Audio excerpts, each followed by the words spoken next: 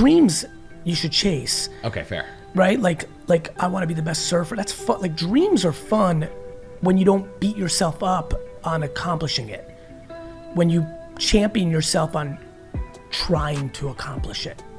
And then you being realistic about it. But go ahead, what was your thought? No, part of that was you said if people were doing what they love and weren't as focused on money, they'd probably be a lot happier. Yes. I want to spend a couple minutes on something that you've talked about before, but to someone listening who's like, okay, I want that. I can learn to detach from the need to be as good as I might perceive someone to be, which you might be completely wrong. On the figuring out what you should be doing front, have you seen people make that discovery of like, that's the thing that I should be doing? And are there things they did to get there? Yes, I've seen it a lot because of what I talk about and how many DMs and emails I read for the last 15 years. So far, it all happens from extremes. Okay. Horrible divorce. Now, whomever, the wife or the husband, is in like a financially, challenged situation. Like life's different, and they're forced into doing something, and they just happen to be consuming mind and other positioning of like, if you're gonna do this, do something you like, and all of a sudden, they have a business making kites. This is a real one, and it was just really therapy because there was so much pain, and kites, I remember this email vividly. Kites were a big part of their childhood and they enjoyed, and it was really nasty. It was very challenging. The father that flew kites with this person passed, and then 6 months later divorce, and then really in a challenging spot. And this person decided to follow the passion route versus getting a job like everyone told them. And she sold kites on Etsy, and 4 years later was selling $400,000 a year in kites. And so that, or the complete other side, someone just hearing the message in the right way and realizing in their early 20s you have nothing but capacity for risk, and decided to run into it, which is and I've seen a lot of versions, just being very humble and aware that they are in a financial family that allows them to go full risk for passion, just having a parachute and a landing route. The reverse, so pissed at their often Asian or immigrant or Indian parents of I'm not gonna be a doctor or engineer, you fucking assholes, I'm going for it. So in extremes, I've seen it in extremes. I'm hoping to get those edges into the middle a little more. I'm hoping someone right now who's just to me, the dream state is the person who's listening now that's making $210 and living a $250 lifestyle. $210,000 a year. They live a $250,000 lifestyle, and they realize that if they lived a $100,000 lifestyle, it would take the golden handcuffs off of them to maybe take the leap and go for it. So they're obsessed with cooking, and they want their own little bakery, but they don't have any savings because, again, their apartment's too expensive, their car's too expensive, their vacations are too expensive, their nights out are too expensive. They order bagels on Seamless and Postmates. Do you know how many people buy $30 bagels currently, Chris? Lots. I want to not know. Well, but we know this. And this is more like the Uber thing that we learned years ago.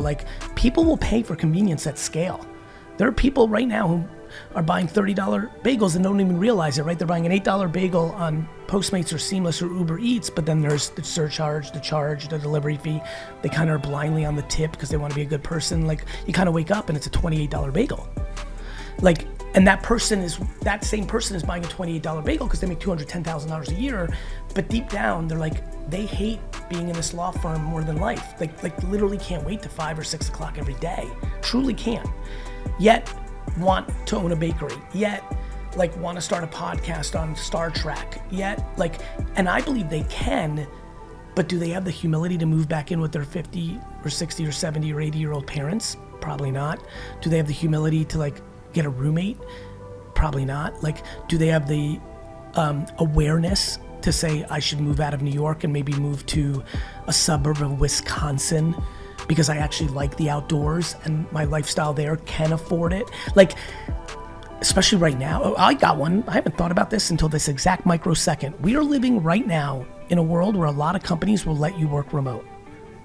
I've been talking about this whole quit your job, start your life by going humble. How about don't quit your job, ask for a move. And so you literally go from New York, LA, San Francisco, Dallas to literally lower cost, deep suburbs of those places for a lot less than living in Manhattan. Could you do that? And could you take those savings? Could you cut out the $30 bagel? Can you take one less vacation? Could you trade in the car you have now for a downgrade? And can you take all those savings on that 210? Now you're living a 130 lifestyle, right? And can you stack 30,000 in savings 3 years in a row to give you that $100,000 nest egg to go? That's a level of practicality around passion that I hope becomes a bigger norm.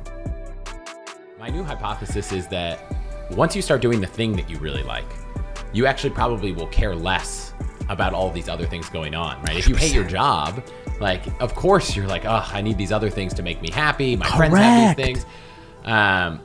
It's all in, all out. Yeah. Like when I work out, I eat better. If I don't work out in the morning, I eat worse. So it's an all in or all out. When you like what you do, the majority of your life, aka your job, well then all of a sudden you aren't spending $50 on cocktails after work to, deal with what's going on. You don't have 7 streaming services to escape what's going on. You don't find Band-Aids. You get, you don't find Band-Aids for the issue. And the issue is your relationship and your job. And figuring that out is massive. I got 2 final things. One, yes. So you're all in on let's say you're all in on something, which I kind of am on this podcast. I found the thing that's me. It's once you love it so much, I know you have kids. How do you find this balance of I love what I'm doing? A part of me is I could spend every waking hour thinking about it, but I also love this other thing. I have these 2 big ambitions. You want to mitigate regret. And anybody who has kids realizes you don't want to wake up when they're 20 and realize your relationship isn't strong and they don't want to see you anymore. And they were accustomed to living without you being in their lives, and it's devastating. And so I just think you're thoughtful. I think, look, there's no such thing as balance. There's your subjective opinion of balance. Yep. Right? I love when people judge other people's work-life balance. You don't know their family. This goes back to a lot of things we talked about. So I think for every person here, be willing to adapt. I've changed and ebbed and flowed multiple times over the last 15 years on it. Oh, here, this, more there, less, weekend. I think everyone's got their own thing. I work very hard Monday through Friday, but I'm pretty checked out on weekends and holidays. And when I say pretty checked out, I'm checked out.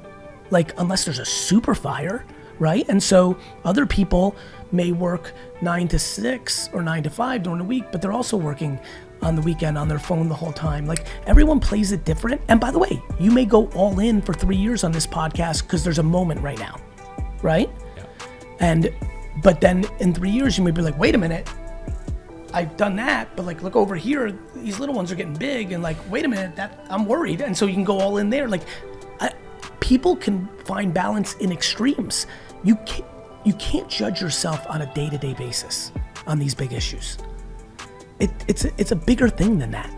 Yeah. Look at all the people that reconcile with their relationships years later and have great. I have a friend who didn't speak to their father for 40 years, and now has had an incredible 5 years, and that's because they've leaned into forgiveness.